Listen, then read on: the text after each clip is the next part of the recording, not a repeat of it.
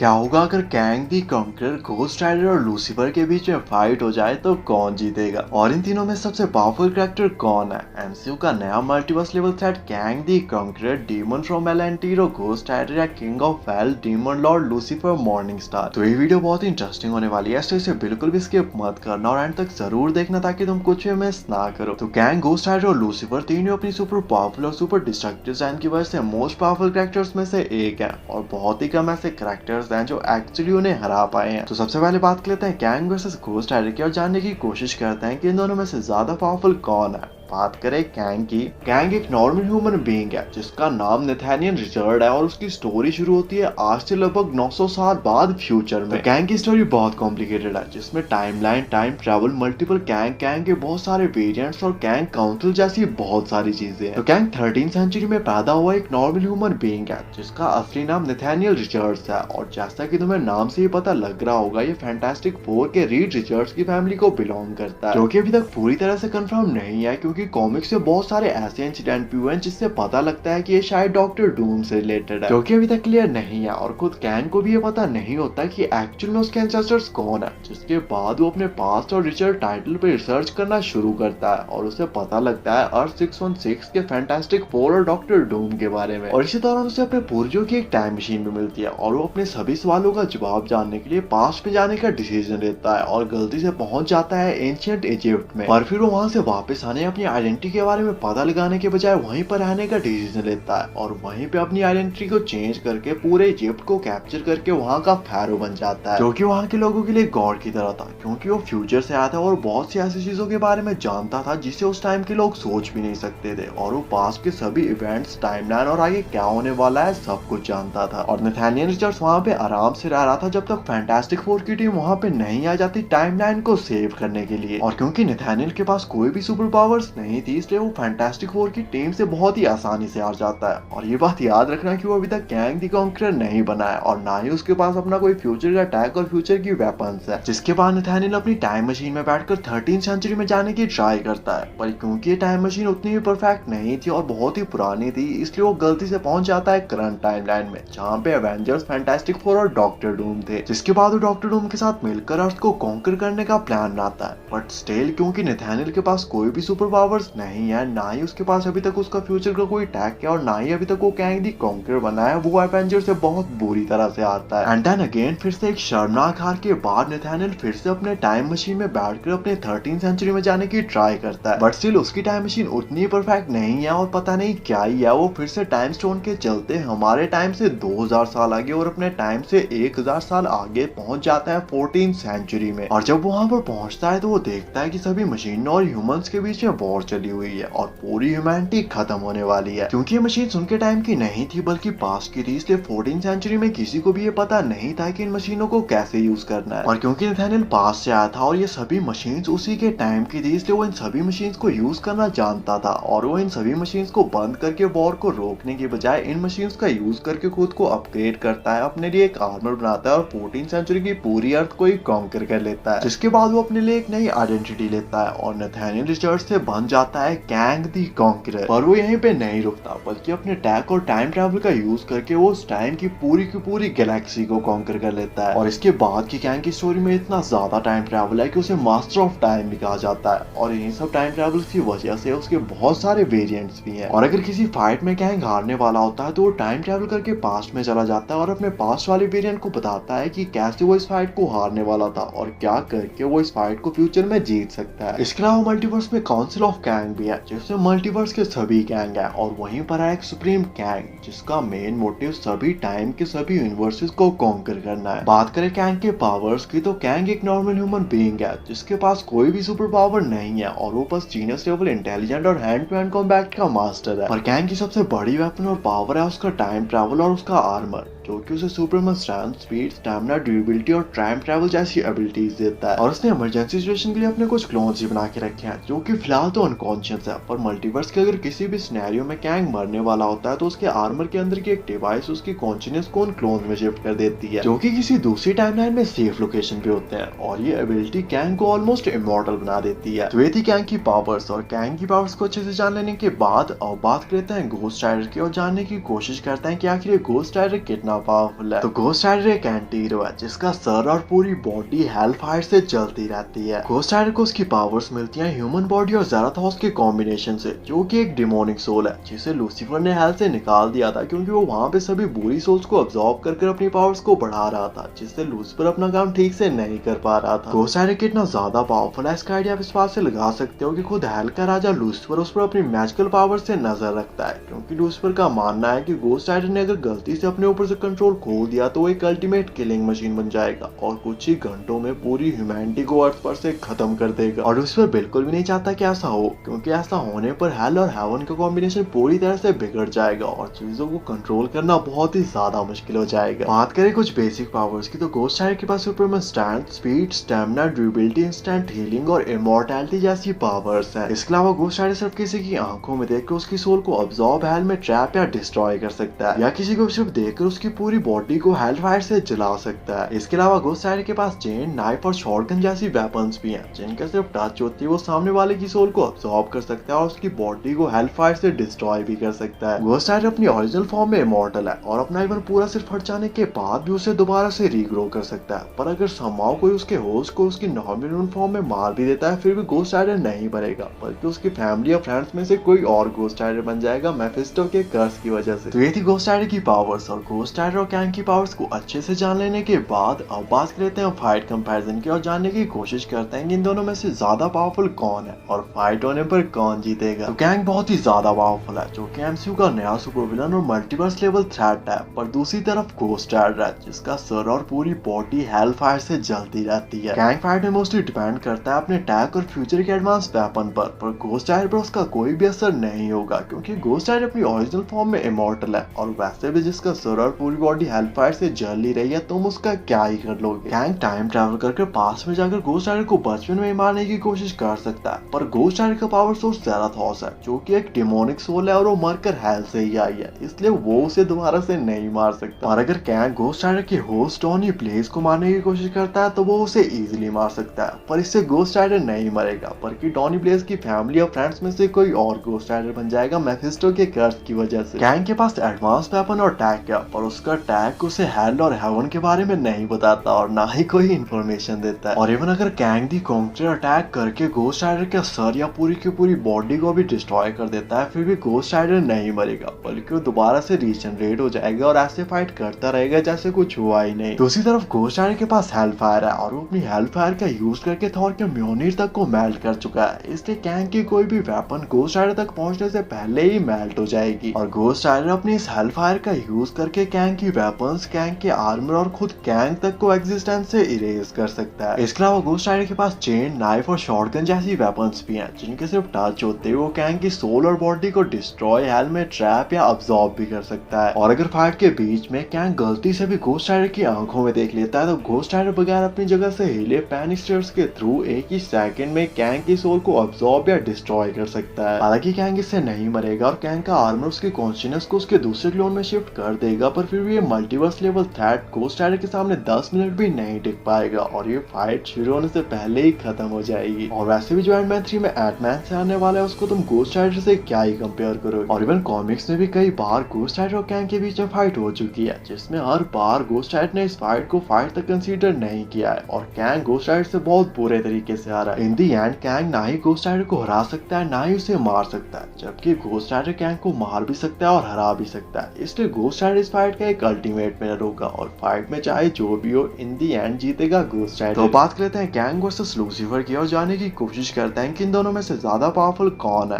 बात करें लूसीफर की, लूसीफर का पूरा नाम लूसीफर मॉर्निंग स्टार है, जो कि गॉड की फर्स्ट और ग्रेटेस्ट क्रिएशन थी, इसलिए गॉड ने उसे ऑलमोस्ट परफेक्ट बनाया था और वो सबसे पावरफुल एंजल है। लूसीफर स्टार्टिंग में एक एंजल ही था और वो बाकी एंजल्स के साथ हेवन में ही रहता था, पर बाद में गॉड ने उन्हें हेल का रूलर बना दिया, जिसके बाद वो बना किंग ऑफ हेल और यहीं से उसे उसके डेविल और सैटन जैसे नाम मिले। लूसीफर गॉड की फर्स्ट और ग्रेटेस्ट क्रिएशन है और गॉड ने उसे ऑलमोस्ट परफेक्ट बनाया था और उसके पास बहुत सारी गॉडली पावर्स भी है, पर बाद में चीजें चेंज हुई और उसे हेवन से निकालकर हेल भेज दिया गया और वो बन गया डीमन लॉर्ड डेविल। बात करें कुछ बेसिक पावर्स की तो लूसीफर के पास godly strength, speed, stamina, durability और फ्लाई जैसी पावर्स हैं। और हाँ, गॉडली स्ट्रेंथ को तुम सुपरमैन स्ट्रेंथ से कंपेयर मत करना, क्योंकि ये दोनों बिल्कुल भी सेम नहीं है और इन दोनों में बहुत ज्यादा डिफरेंस है। लूसीफर के पास इमेंसिव स्ट्रेंथ है और वो अगर अपनी फुल स्ट्रेंथ का यूज करे तो वो एक ही अटैक में पूरे के पूरे यूनिवर्स तक को डिस्ट्रॉय कर सकता है और बहुत ही कम ऐसे कैरेक्टर्स हैं जो एक्चुअली उसकी पावर्स को मैच कर सकते हैं। लूसीफर के पास गॉडली स्पीड है और वो किसी भी सर्वाइविंग बीइंग से ज्यादा फास्ट है, जो कि लाइट की स्पीड से भी ज्यादा तेज मूव कर सकता है और with in a blink of I hello या हेवन में जा सकता है। साथ ही लूसीफर बहुत ज्यादा ड्यूरेबल है और उस पर अर्थ या किसी भी दूसरे प्लैनेट की वेपन्स का कोई भी असर नहीं होता और उसको मारना या हरा पाना सिर्फ हेल या हेवन की वेपन से ही पॉसिबल है। लूसीफर के पास सुपर हीलिंग और रीजनरेशन की भी पावर है, जिससे वो अपने किसी भी बॉडी पार्ट को दोबारा से रीग्रो कर सकता है। साथ ही उसके पास कॉस्मिक अवेयरनेस भी है, जिसकी वजह से उसके यूनिवर्स या मल्टीवर्स में क्या चल रहा है उसे सब कुछ पता होता है। लूसीफर एंटमैन की तरह अपने साइज को छोटा बड़ा कर सकता है, हेलफायर को मैनिपुलेट कर सकता है, डायमेंशंस के बीच में बहुत ही आसानी से ट्रैवल कर सकता है और मरे हुए लोगों को दोबारा से जिंदा भी कर सकता है। इसके अलावा लूसीफर किसी की भी बॉडी से उसकी सोल को निकाल सकता है, डीमंस और एंजल्स के साथ कम्युनिकेट कर सकता है और टाइम को भी फ्रीज कर सकता है। साथ ही लूसीफर जीनस लेवल इंटेलिजेंट भी है और जैसे लूसीफर अपनी डीमन वाली फॉर्म में जाता है तो उसकी पावर्स और भी कई गुना बढ़ जाती हैं, क्योंकि वो उसकी ट्रू फॉर्म है, जिससे वो लोगों के डीपेस्ट और डार्केस्ट डिजायर्स के बारे में पता लगा सकता है और उनको इल्यूजन्स भी दिखा सकता है। वैसे लूसीफर के पास और भी बहुत सारी वेपन्स और पावर्स हैं, पर हम उन सभी के बारे में बात नहीं करेंगे क्योंकि इससे वीडियो बहुत ज्यादा लंबी हो जाएगी और उसे कोई नहीं देखेगा, इसलिए फिलहाल के लिए इतनी बहुत है। वे थी लूसीफर की पावर्स और लूसीफर और कैंग की पावर्स को अच्छे से जान लेने के बाद अब बात कर लेते हैं फाइट कंपैरिजन की और जानने की कोशिश करते हैं कि इन दोनों में से ज्यादा पावरफुल कौन है और फाइट होने पर कौन जीतेगा। तो कैंग बहुत ही पावरफुल कैरेक्टर है, जो कि फ्यूचर से आया हुआ एक ह्यूमन है जो टाइम ट्रैवल कर सकता है और उसके पास बहुत सारा फ्यूचर का अटैक और एडवांस वेपन्स भी हैं। पर दूसरी तरफ लूसीफर मॉर्निंग स्टार है,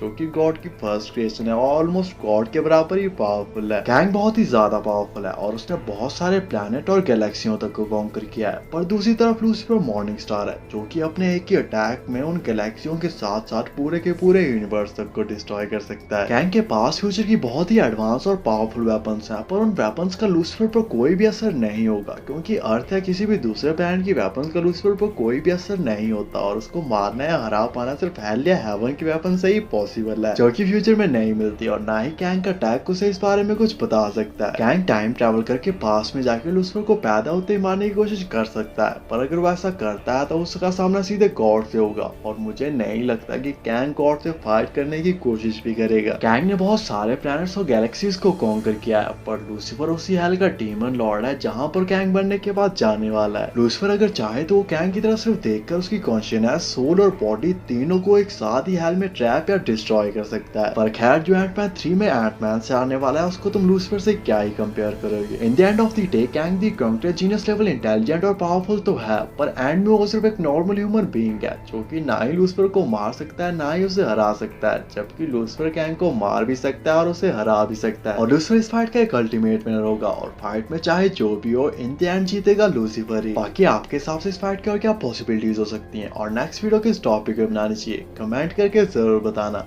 ऐसी अमेजिंग वीडियोस के लिए चैनल को सब्सक्राइब कर देना एंड थैंक्स फॉर वॉचिंग।